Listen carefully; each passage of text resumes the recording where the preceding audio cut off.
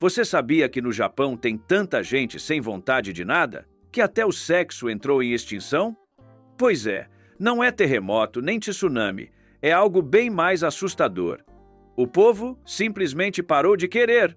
Quer ser promovido? Não. Casar? Também não. Digamos que ninguém quer nem testar a suspensão da cama, se é que você me entende. Sim, o país da tecnologia, dos robôs e das bonecas realistas está literalmente parando de funcionar, e não é o Wi-Fi. Vivem online, mas não querem nem fazer login no corpo alheio. Hahaha! Quase metade dos jovens japoneses não faz sexo há mais de um ano e o mais bizarro, entre os que nunca se casaram, metade ainda é virgem. Sim, metade! Ou seja, se você estiver num jantar com 4 japoneses, 2 estão mais puros que água benta e com a mão mais calejada que de um pedreiro. Mas calma aí, não é falta de mulher, é falta de vontade. Ninguém quer casar, ter filho, nem levantar da cama. O país inteiro está no modo silencioso. Limpo, organizado e morto. E sabe o mais doido? Eles parecem felizes com isso. Tipo o paraíso zen, só que com Wi-Fi e sem fazer o tchaca-tchaca na buchaca. Mas será que o Japão enlouqueceu? Ou será que o resto do mundo é que está desejando demais? O milagre que deu errado.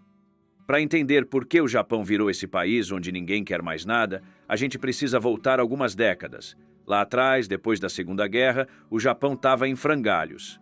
Cidades destruídas, economia no chão e um povo que não tinha nem o que comer. Mas aí aconteceu algo que ninguém esperava. Em poucas décadas, o país virou uma potência. O Japão começou a crescer feito louco. 10% por ano, fábricas a todo vapor, tecnologia de ponta, carros, eletrônicos, robôs, tudo saía de lá. Nos anos 80, o japonês médio vivia o auge. Era tipo um típico americano consumista. Trabalhava 14 horas por dia, gastava tudo o que ganhava e acreditava que o futuro seria cada vez melhor. E o Japão virou o centro do mundo moderno. Carros da Toyota, eletrônicos da Sony, o primeiro Walkman, os videogames da Nintendo, lembra? Parecia que nada podia parar aquele país. Tóquio era o símbolo do sucesso, neon, multidões e dinheiro circulando como se fosse energia. As pessoas queriam tudo: casa, carro, status, família, sucesso. Era uma era de puro desejo. O problema é que desejo demais vira delírio. Os preços subiram tanto que um terreno em Tóquio valia mais que cidades inteiras dos Estados Unidos. Teve uma época em que diziam que o Palácio Imperial valia mais que toda a Califórnia. Imagina o absurdo. As empresas japonesas estavam tão ricas que começaram a comprar ações de empresas inteiras do mundo. E não é força de expressão não, viu? Compraram ações do Rockefeller Center em Nova York, a Columbia Pictures, sim, o estúdio de Hollywood, e até a Universal Studios. Parecia que o Japão ia dominar o planeta. Mas aí o governo pisou no freio. O Banco Central aumentou os juros para conter o excesso de especulação e acabou matando o motor. A bolha estourou. As ações despencaram, os imóveis perderam valor e milhares de pessoas ficaram endividadas da noite para o dia. Foi um colapso geral. O país que era símbolo de sucesso virou o exemplo perfeito de que, quando a ganância é demais, o tombo vem com juros, literalmente, mas o pior ainda estava por vir. Porque o que era para ser só uma crise passageira virou uma ressaca que durou décadas. A década que nunca acabou. Depois que a bolha estourou, o Japão não desabou. Ele congelou. Foi tipo dar pausa num vídeo e esquecer de apertar play de novo. Os anos 90 começaram com demissões em massa, bancos quebrando e gente que de um dia para o outro passou de milionário de papel para endividado real. A bolsa despencou, os imóveis perderam valor e o povo perdeu a confiança. Só que o problema é que a crise acabou, mas o medo ficou. O Japão entrou num modo tanto faz coletivo. As pessoas não queriam mais arriscar, empreender, ousar, porque quem tentou se ferrou bonito. Foi aí que nasceram as famosas décadas perdidas, um nome bonito para dizer que o país ficou 20 anos andando em círculos, sem crescimento, sem aumento de salário, sem esperança. E o mais louco, isso moldou a nova geração. Os filhos dessa galera cresceram ouvindo os pais dizendo: Não gaste demais. Não invista, é arriscado. Trabalhe quieto e agradeça se não for demitido. Imagina o efeito disso numa criança. Ela cresce achando que sonhar é perigoso. E pronto, nasce a geração sem desejo. Essas pessoas hoje têm 20, 30 anos e são o retrato vivo de um país que aprendeu a sobreviver, mas esqueceu como é viver. O Japão virou uma vitrine impecável, tudo limpo, eficiente, tecnológico, mas por dentro um vazio enorme. Um lugar onde nada dá errado, mas também nada acontece. E é aí que vem a parte mais bizarra. Porque quando o desejo some, até o amor e o sexo vão junto. A geração que parou de querer. Hoje, o Japão é o país onde ninguém briga, ninguém grita e ninguém transa. É tipo viver num comercial de calmante, todo mundo em paz, mas meio morto por dentro. Quase metade dos jovens japoneses nunca teve uma relação sexual. Metade dos solteiros são virgens. E os casados? Bom, digamos que para muita gente lá, o casamento é mais um contrato de silêncio do que de amor. O país está tão controlado que até o desejo entrou em modo de economia de energia. As pessoas trocaram o toque por tela, o amor por aplicativo e o flerte por emojis. O Japão virou o berço dos namorados virtuais, das waifus e dos otakus apaixonados por personagens de anime. E sabe o que é mais louco? Eles dizem que preferem assim. Nada de rejeição, nada de briga, nada de drama. Só que junto com o drama, foi-se também a emoção. O sexo virou tabu, o amor virou tarefa e o afeto virou luxo. É uma geração que não quer casar, não quer filho e às vezes nem quer sair de casa, literalmente. Os hikikomoris, jovens que vivem trancados em seus quartos, são o símbolo perfeito de um país que se isolou do próprio desejo. E o resultado disso? A taxa de natalidade despencou. Hoje, o Japão tem mais fraldas geriátricas do que fraldas de bebê. O futuro está literalmente envelhecendo e ninguém parece ligar. Mas calma, antes de sair dizendo que o Japão acabou, a gente precisa entender o que vem por trás disso tudo. Porque o problema ali não é só o tédio, é a forma como o próprio sistema ensinou as pessoas a não sentir. A economia do desinteresse. O Japão se tornou o único país do mundo onde o problema não é a inflação, é a falta de vontade. Os políticos vivem quebrando a cabeça tentando descobrir como fazer o povo querer de novo. Cortam juros, distribuem dinheiro, criam bônus para quem casar ou tiver filho, mas o resultado é sempre o mesmo: nada. Eles literalmente tentaram estimular o desejo com planilhas. Tipo, se você fizer um bebê, o governo te dá um bônus. Mas adivinha? Nem com cashback o japonês se animou. Imagina crescer num país que um dia acreditou que ia dominar o mundo e depois viu esse sonho virar poeira? Os japoneses que nasceram nos anos 90 herdaram um Japão exausto. Um país que já teve tudo e perdeu quase tudo. Quando a bolha estourou, ela não destruiu só a economia, ela destruiu o espírito coletivo. Pensa num trauma de guerra, só que financeiro. Milhares de famílias viram suas casas perderem valor, empresas fecharem, pais sendo demitidos depois de 20, 30 anos de lealdade a uma mesma empresa. O país que prometia a estabilidade, de repente, mostrou que nem isso era garantido. E essa geração cresceu assistindo tudo. Aprendeu que o sucesso não é só difícil, é perigoso, porque quanto mais alto você sobe, maior a queda. Então, a lógica virou: não sonhe, não se frustre. Hoje, o jovem japonês é filho do medo, medo de arriscar, medo de errar, medo de desejar. Eles vivem num mundo onde até ter esperança virou um ato arriscado. E com o tempo, o Japão foi se adaptando a esse novo tipo de vida. Uma vida sem picos, sem euforia, sem drama, só estabilidade. Trabalhos fixos, rotinas previsíveis e um consumo controlado. Sem surpresas, sem riscos, sem emoção. Ganichi Omai, o consultor que estudou tudo isso, diz que os japoneses suprimiram seus desejos para reduzir a ansiedade. É quase poético e triste ao mesmo tempo. Eles não se permitem desejar nada para não sofrer caso não consigam. E o resultado é esse Japão que a gente vê hoje. Um país de 125 milhões de pessoas que vivem num silêncio confortável, com uma economia que não cresce, mas também não desmorona. Tudo no limite do suficiente. Quer um exemplo?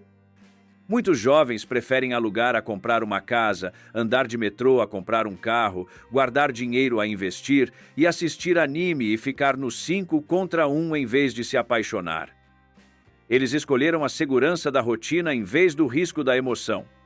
E é curioso, porque no fundo, a vida japonesa moderna parece uma metáfora do próprio trem-bala, veloz, pontual, eficiente, mas seguindo sempre o mesmo trilho, ninguém desvia. Ninguém arrisca, ninguém sonha. E se você perguntar para eles, mas por que não tentar? A resposta vem gelada, quase automática. Para quê? Mas será que isso é mesmo apatia? Ou será que o Japão descobriu algo que o resto do mundo ainda não entendeu? Será que parar de desejar é um sinal de sabedoria e não de derrota?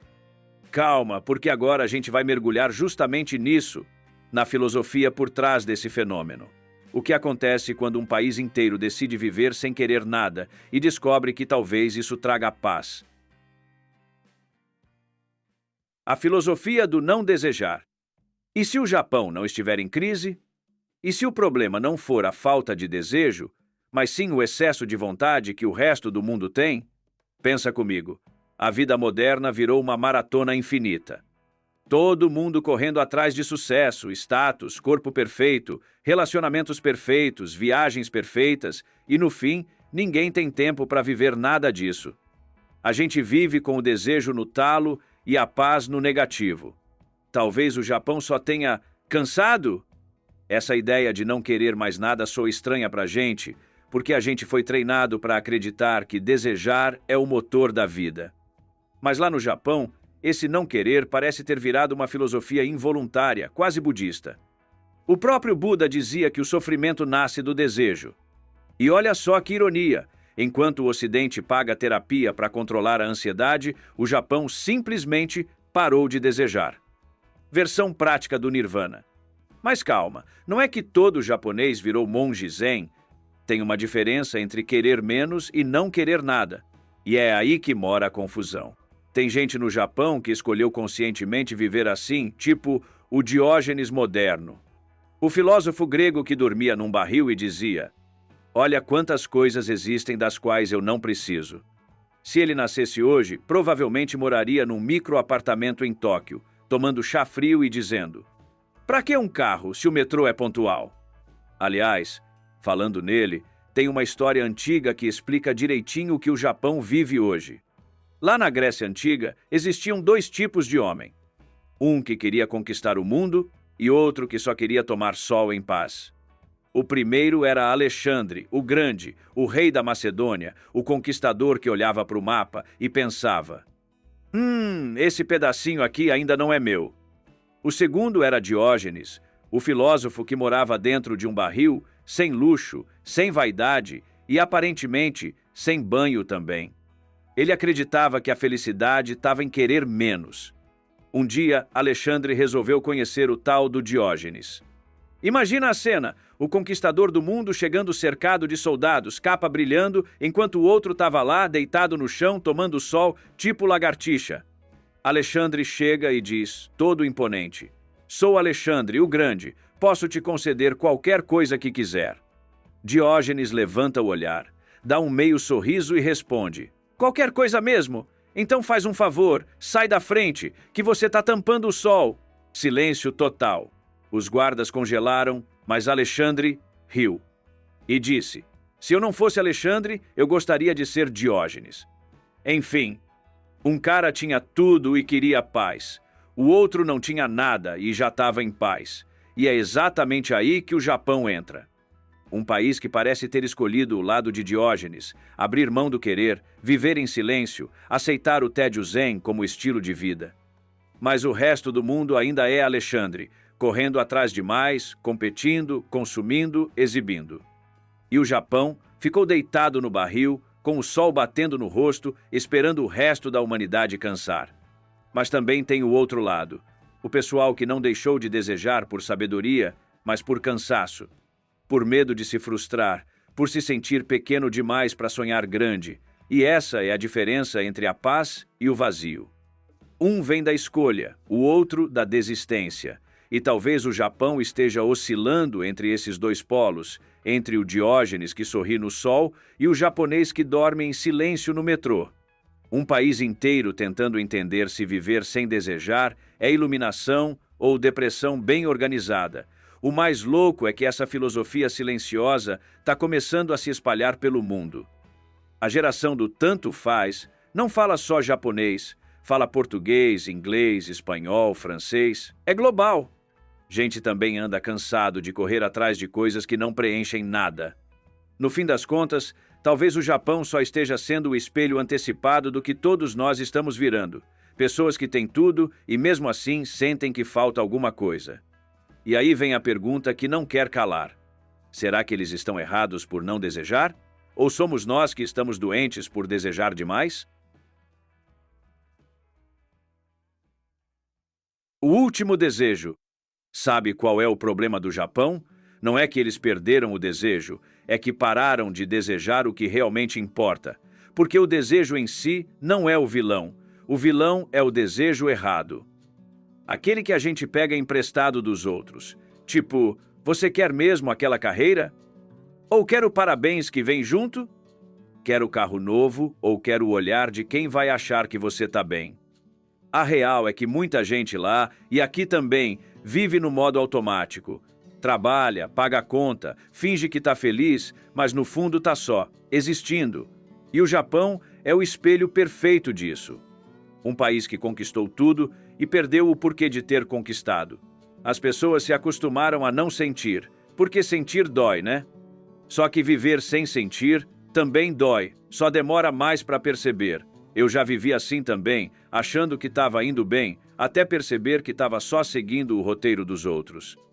O emprego certo, o plano certo, a vida certa e uma felicidade que nunca chegava.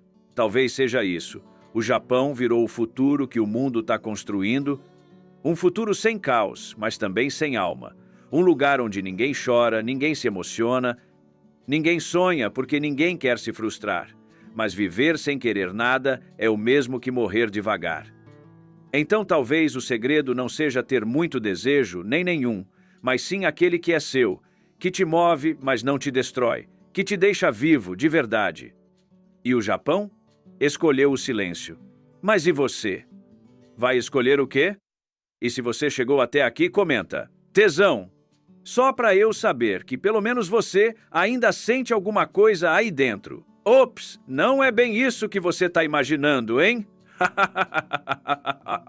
Hey, então confere o vídeo dessa mulher que fez 31 anos, tá solteira e mora com o gato. Clica logo, antes que você vire o virgão da vez, ou acabe virando a titia do gato. Valeu e até mais!